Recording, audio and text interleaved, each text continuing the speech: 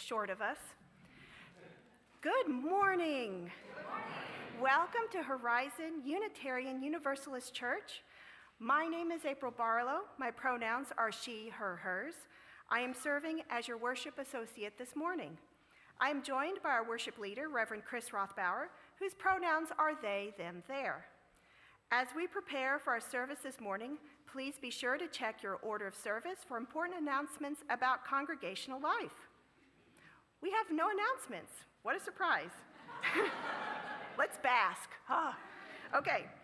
Now, let us join our voices in our responsive welcome. You'll find the words projected on the screen behind me. To all who are yearning for community, come in, be among us. To all who are just getting started, to all who long to go deeper, to all with tender places needing care, come in, be among us. To the ones who have healed and have care to give, for those who are curious and hungry to learn, for those who know that they have something to teach, come in, be among us. For the ones who are just beginning to suspect they might nurture others' becoming, to the young and the old, the innocent and the jaded, the fresh of mind and the deeply steeped. There is room here for each and every one. Come in, be among us. Wherever you are on your spiritual journey, no matter who you are, the people you love, how you look, what you can or cannot do, you are welcome here, just as you are, in this community of care and concern. Come in, be among us. We will continue our conversation at coffee hour immediately following the service in the fellowship hall. Welcome, and let us worship together. Our call to worship this morning is from Gretchen Haley. Because the tides are rising, so must we. Rise. To this moment. Rise. To this day. Rise. To this life. This place in the web. That is yours and ours. Rise. Because the earth remains. Our only home. And we. Fellow travelers. Its only hope. For healing. Wholeness. Salvation. Rise. Before the mystery. Before the Big Bang. That started it all. That this infinite universe. Still takes notice of us. Still feels the in and out of our breath. Still holds us. Connects us. Rise. Or surrender. With gratitude. For this beauty. This chance. To be a part of it all. To give back. To weave. Life. Past. Present. Future. Everywhere, always. As one. Come, let us worship together.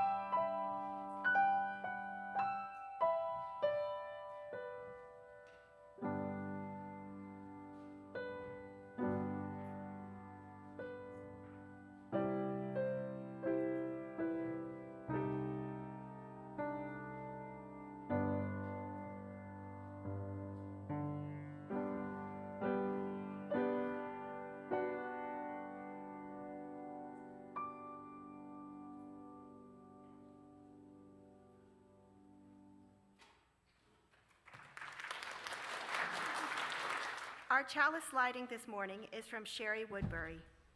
Spark of the Spirit, cupped in earth's embrace, light of love, alive in all creation, as we kindle this flame, we rekindle our connection to the sacred web of life. Please join me in our affirmation, which is printed on the back of your order of service and projected on the screen. Love is the doctrine of our church. The quest for truth is its sacrament, and service is its prayer. To dwell together in peace, to seek knowledge in freedom, to serve humanity in harmony with the earth, thus do we covenant together. I invite you to rise in body or spirit and join us in singing our opening hymn from our new virtual hymnal, Holy, Holy, Holy.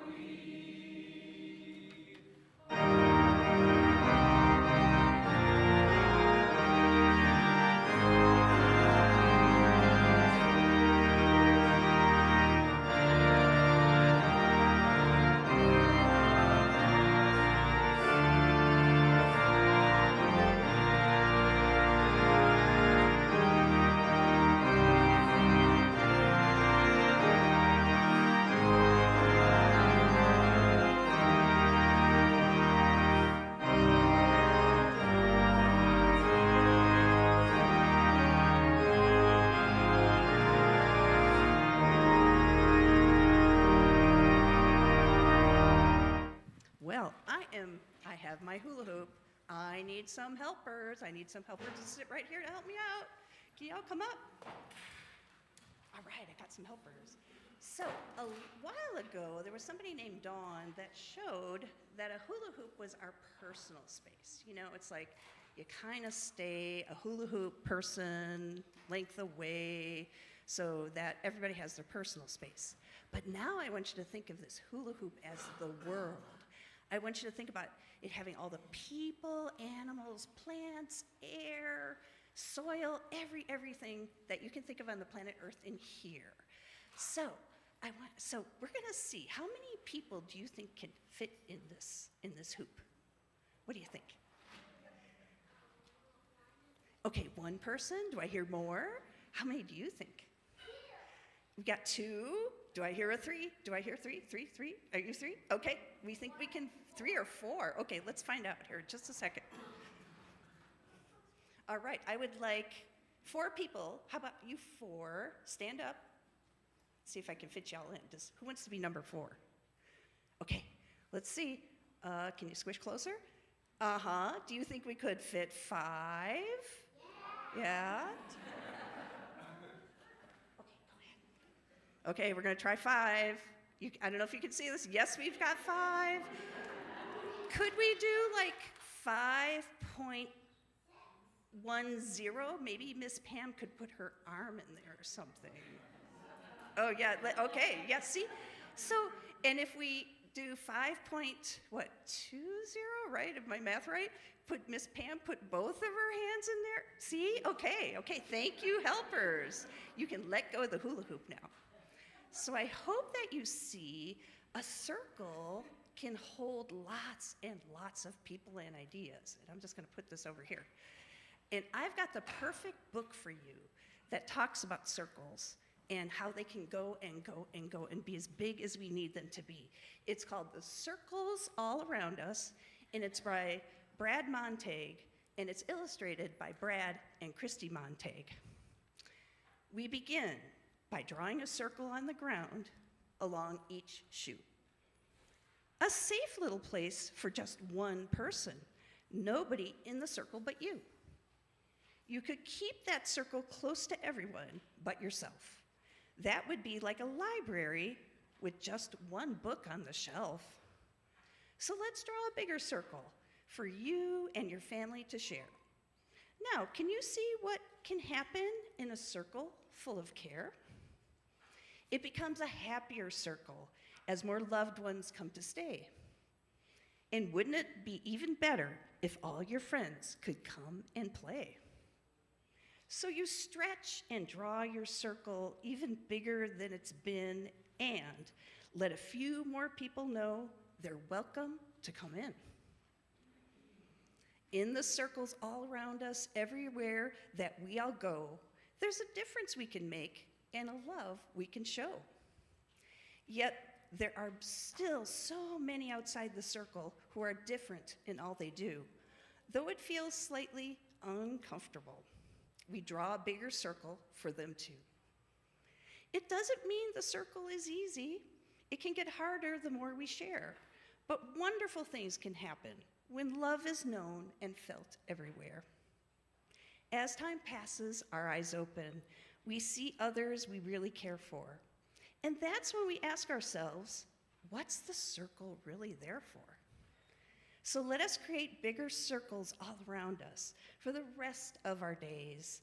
Let our caring ripple out in a million little ways. In the circles all around us, everywhere that we go, there's a difference we can make and a love we can all show.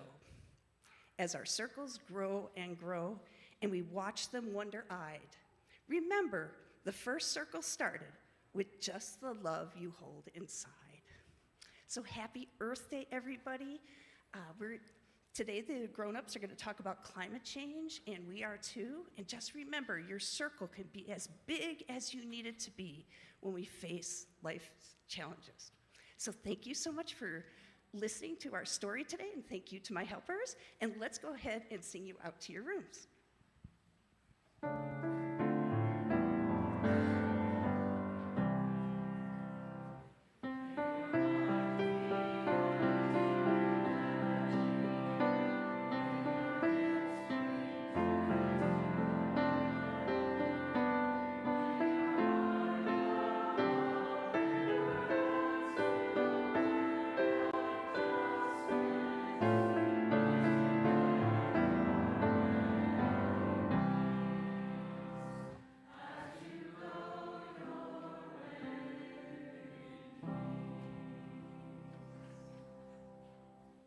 As we approach the time for our offering, give what you will for the church that has meant so much to you, for the church that meant so much to those who came before you, and for the church that will mean so much to people you will never know. Give what you will, for you are a generous people. Thank you to our members and friends who give and pledge electronically. If you'd like to give electronically, you can do so via Realm Connect or online at horizonuu.org/donate. The offering will now be joyfully given and received. Thank you for your generosity.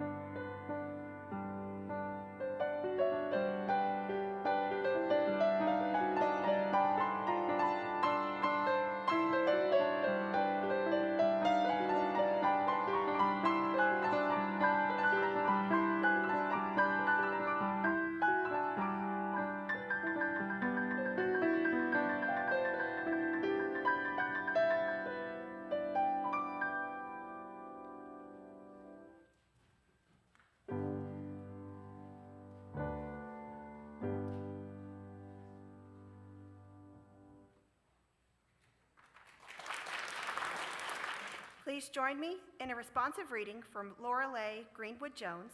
You'll find the words projected behind me. Quick, look about you. The snows of winter are gone, and the earth has awoken once more. Hail the spring in all her green glory. The brave small flowers push up from the warming soil. Birds return from their southerly homes. The first buds appear on the trees. Our days are full of the songs of the feathered ones. Our nights grow warmer as the sun strengthens.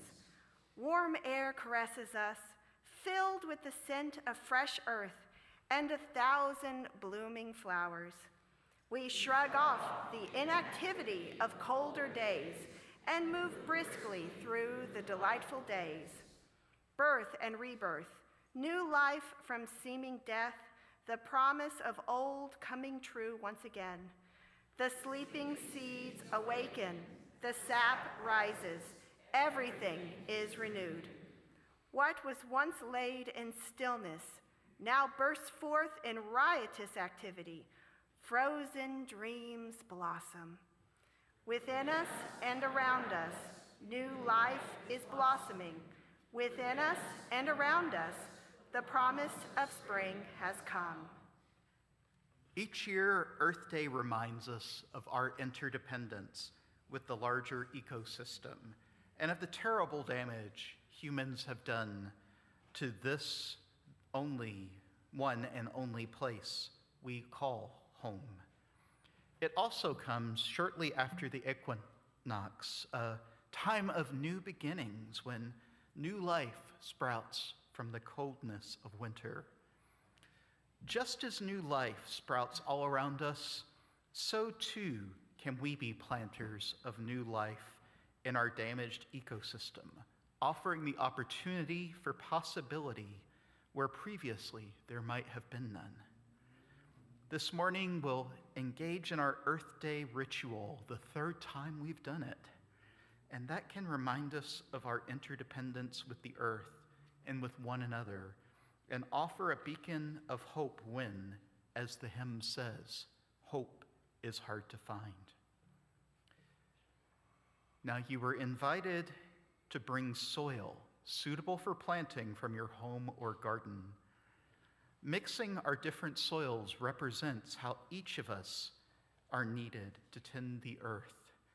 In just a moment, I'll ask you to bring up your soil and ritually intermingle it in our communal flower bowl. Please put a small amount in to make sure everyone has the opportunity to add some soil. And I know you all read your newsletter and saw that announcement, but just in case you didn't, we're going to have people stationed on both sides with cups of soil that will stand in for the soil from your home or garden. And if you need assistance adding the soil, April or I are available to help. Now, there's an art and a science to coming forward without bottlenecking. I invite you all to go back through towards the back, through the middle aisle, turn and come back up the side aisles. And then you'll meet your person on the side if you need soil and come up on each side and then go back down the middle aisle to your seat. So that means that the people at the very back should be the first ones up, if we all understood that. So at this time, I invite you to come forward with your soil, and when you're finished, please return to your seat.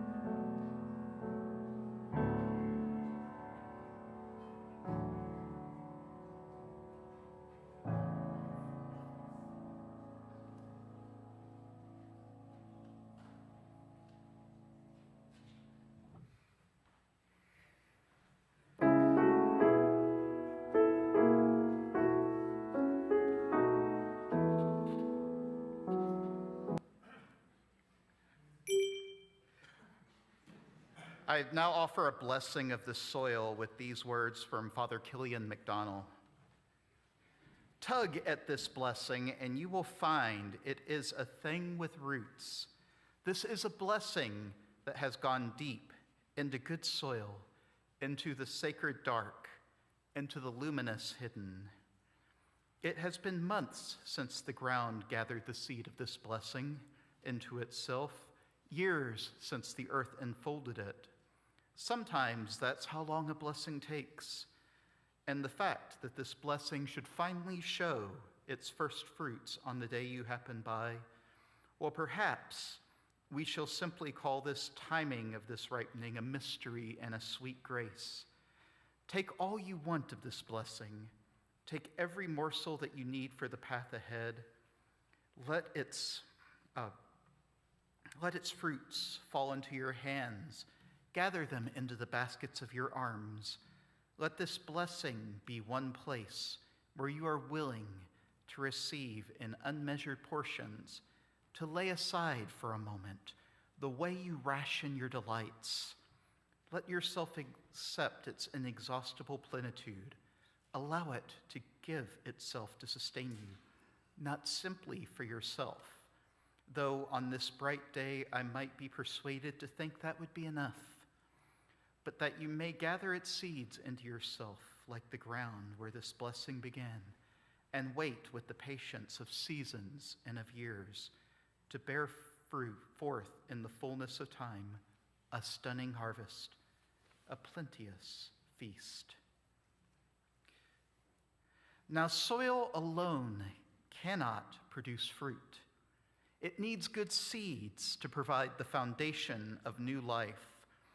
This is a reminder that we must each renew the seeds we plant in our lives and in our worlds, bearing fruit that can sustain us in the months ahead, offering the promise of plenty for those willing to take on this work of renewal.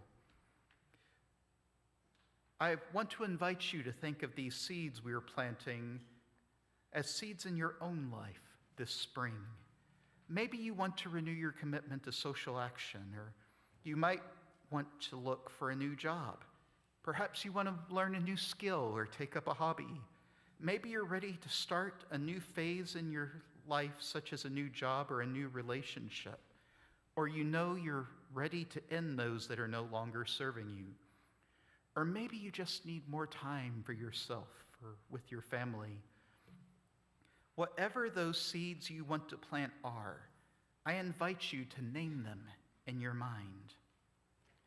Then, as you feel moved, I invite you, if you wish, to call out a word or a very short phrase that represents the seeds or seeds you're planting in your life. Or you may choose to leave it unsaid in your heart.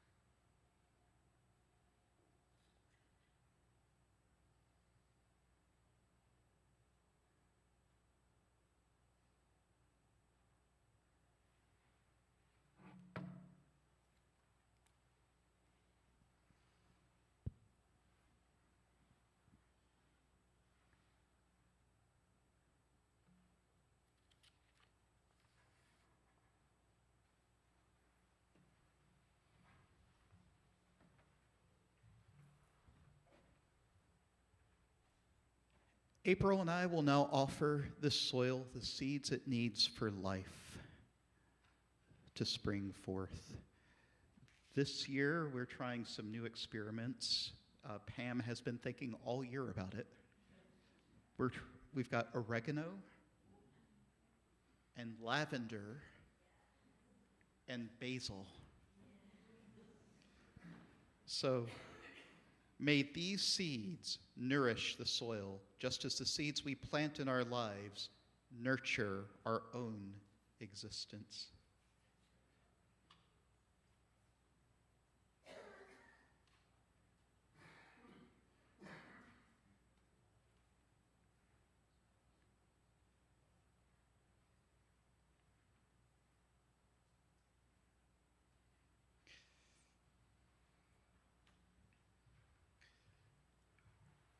We bless these seeds now with these words from R.H. Sweeney. If words are seeds, let flowers grow from your mouths, not weeds. If hearts are gardens, plant those flowers in the chests of the ones who exist around you. In the coming weeks, starting with next week's service, we'll water our seeds each week during our worship service, up until at least the flower ceremony in June. And if we think the seeds can sustain it, we'll extend it to ingathering. In this, may we be reminded that the work of our planting does not stop after one day, but continues into the year, long after this ritual has concluded.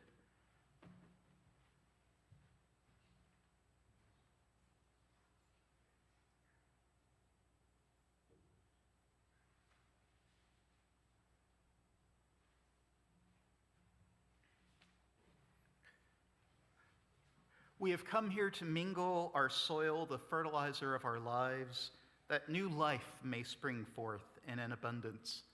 May the seeds planted here today sprout forth and in abundance, and may they be constant reminders of the truth of interdependence and the work we do together in this, our one and only home. Blessed be.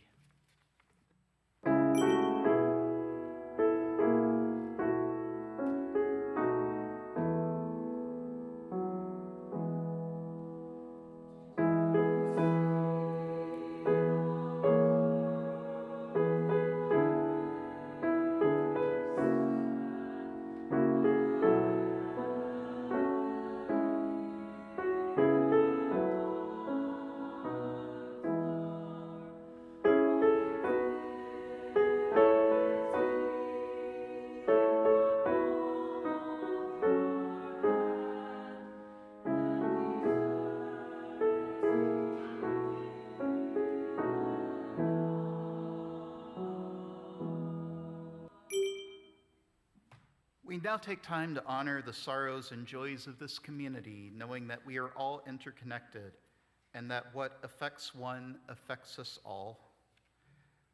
With joy, we're grateful for Elliot at the last minute subbing as our pianist today. So thank you.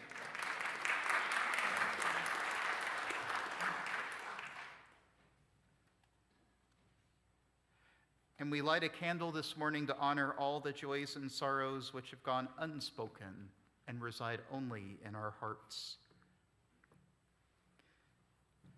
Please join me in the spirit of prayer and meditation in whatever way feels right with these words from Lynn Cox. Spirit of life, ground of our being, root of unified mystery, growing into myriad branches of expression, bring us together now.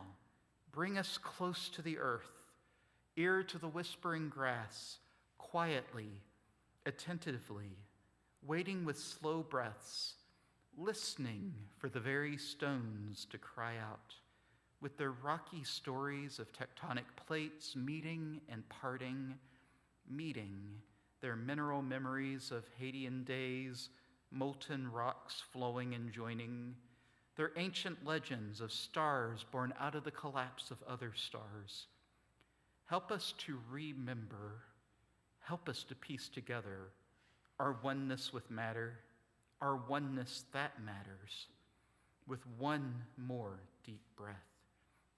May we rise, star-stuffed, walking and rolling across the surface of an impossible blue-green planet. May we join together to heal what is divided. May we find wholeness within, without, among, between.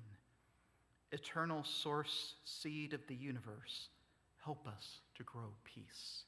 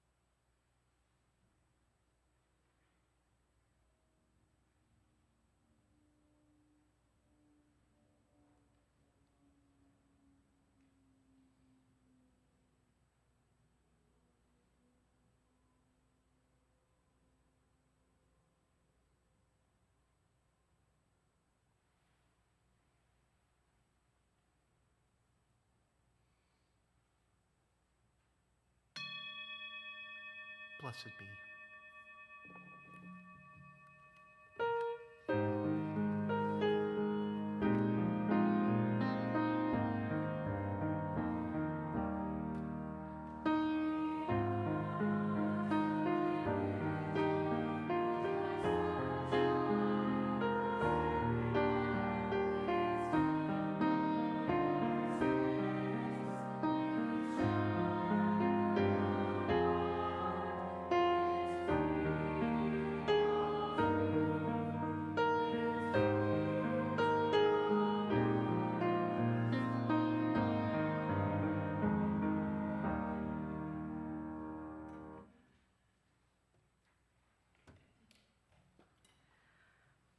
A reading from Bill McKibben, as told by Rebecca Solnit.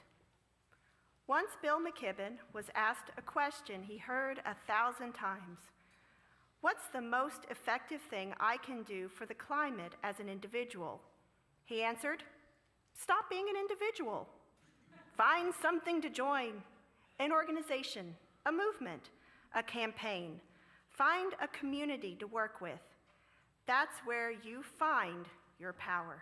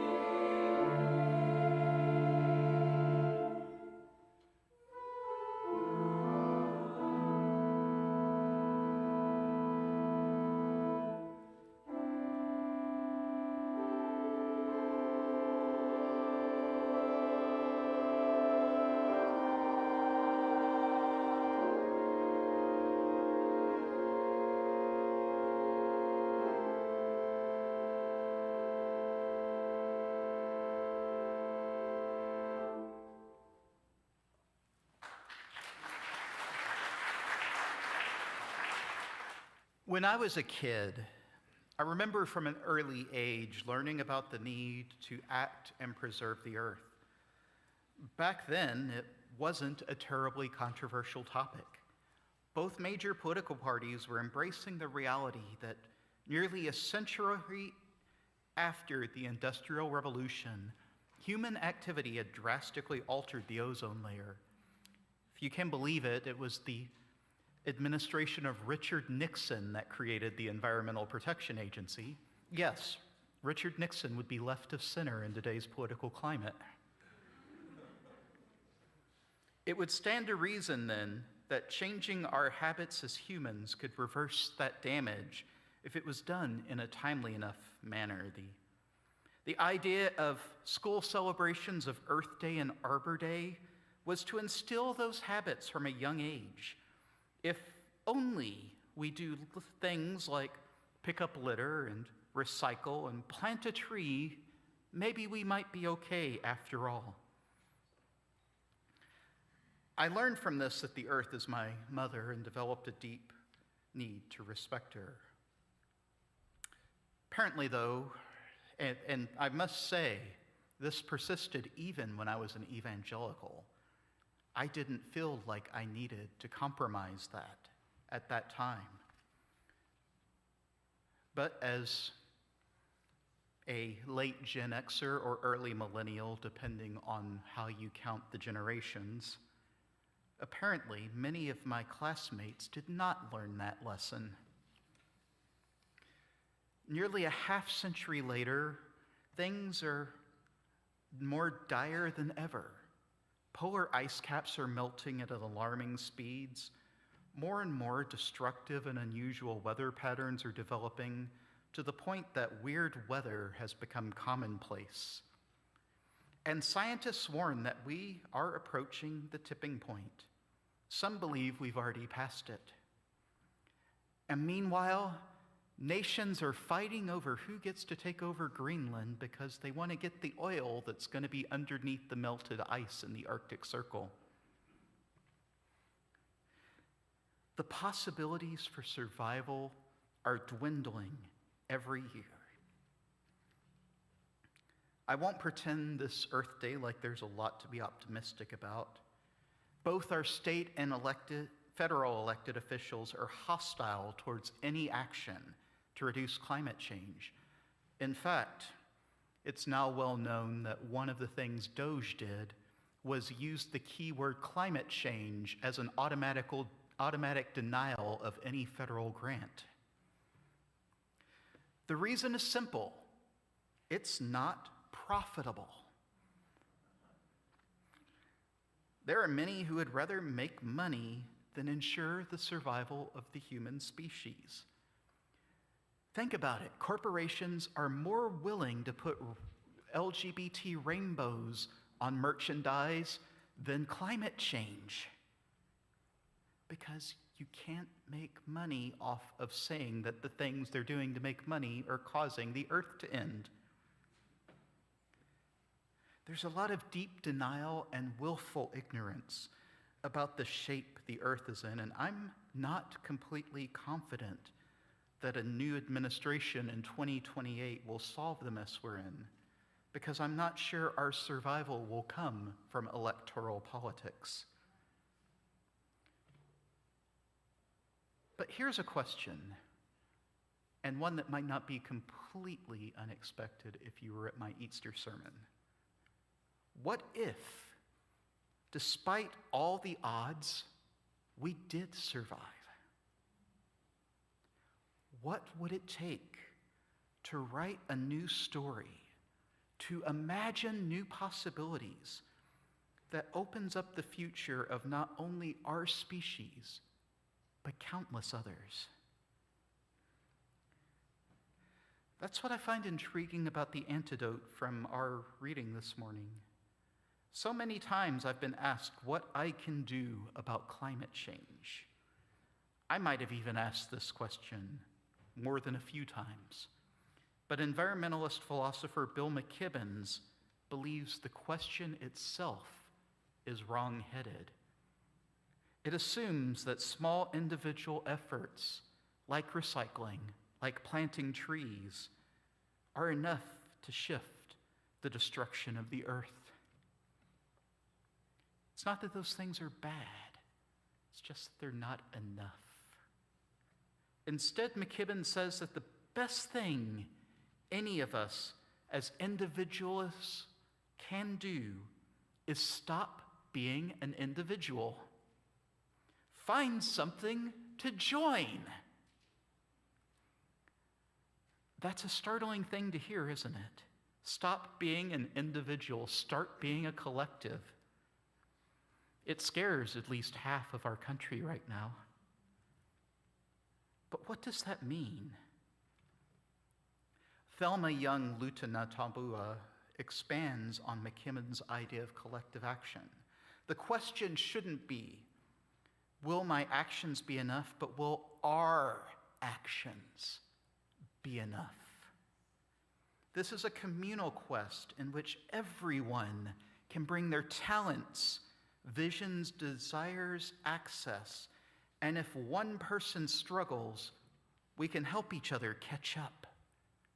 The idea is we each have different things we bring to the struggle.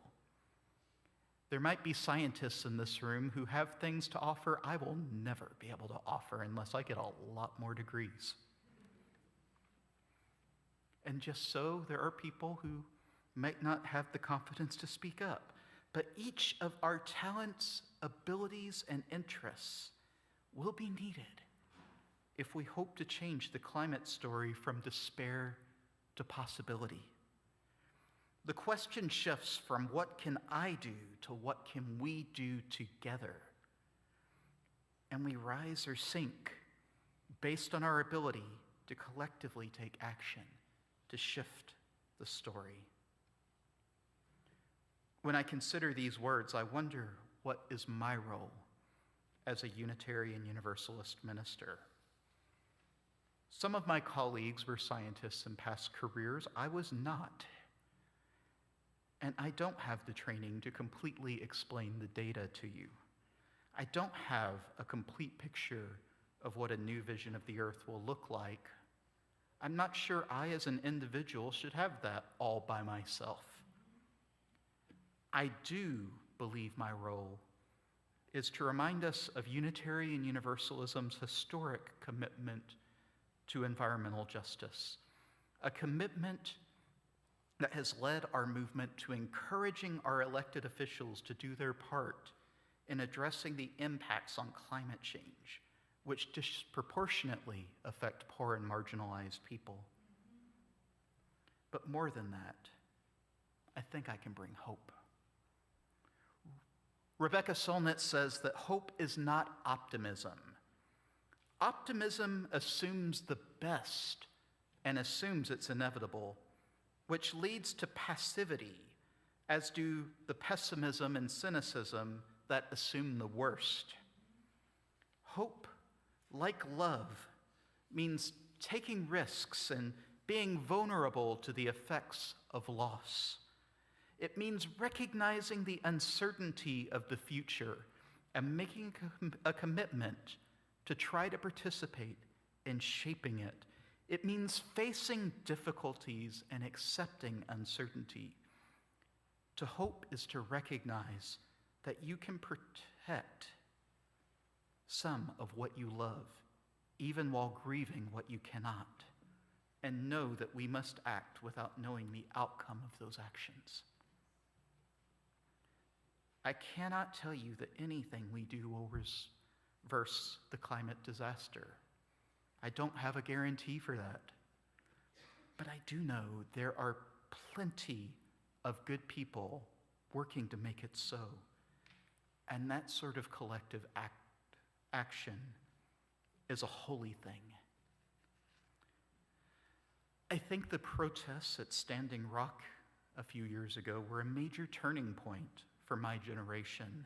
They proved that when good people, even good people who disagree on some things, come together, it's possible to shift the very direction of how things may move towards justice.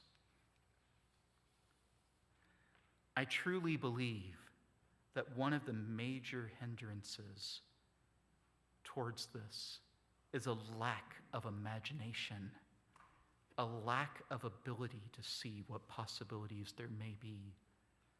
What if electric cars became the norm? Or, even better, what if public transportation in this country became so good that fewer people needed to drive? I lived in Europe. I've traveled to Japan. I know other places have done it. What if we could find clean ways to produce the things that run modern life? What if it became the norm to ask how an action or a policy or legislation impacted the earth, rather than waiting on those most impacted to tell us? Y'all, I didn't have any more fun at the beginning of COVID lockdown than any of you did. And yet, one of the silver linings of that lockdown was seeing how quick the earth healed itself when all the people had to stay home. I'm told that even the smog in China cleared up.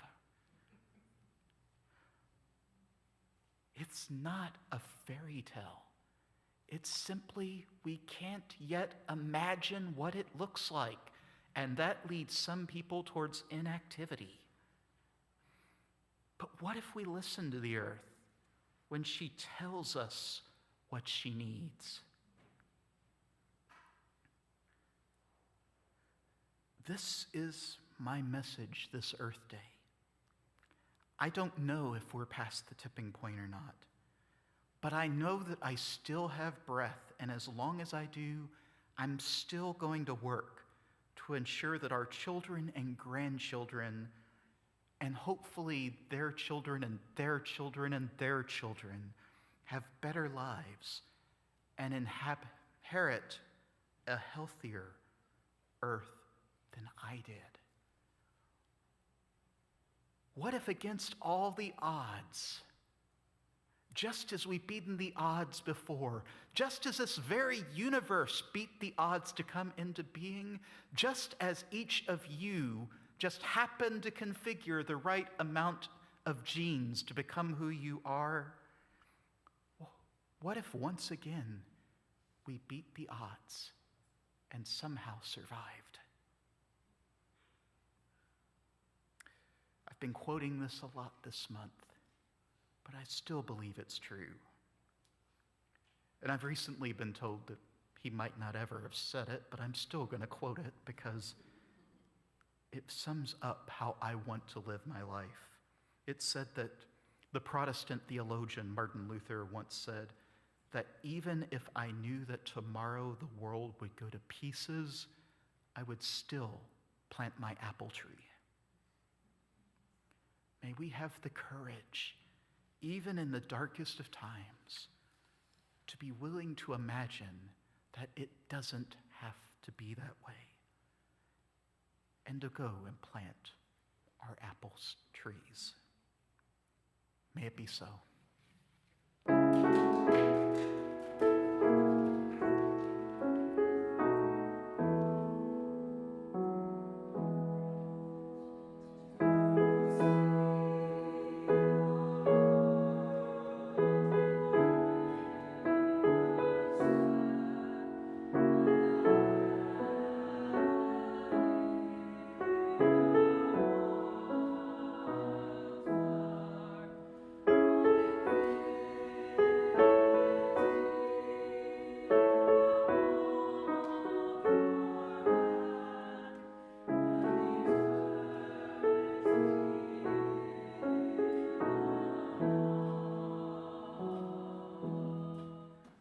We extinguish this flame, but not our commitment to welcome radically, love boldly, grow spiritually, and serve courageously. This we do because we envision a beloved community filled with compassion, helping all to thrive in a just world. I would like to invite you to rise in body or spirit and join us in singing our closing hymn, hymn number 1017 in the Teal hymnal, Building a New Way.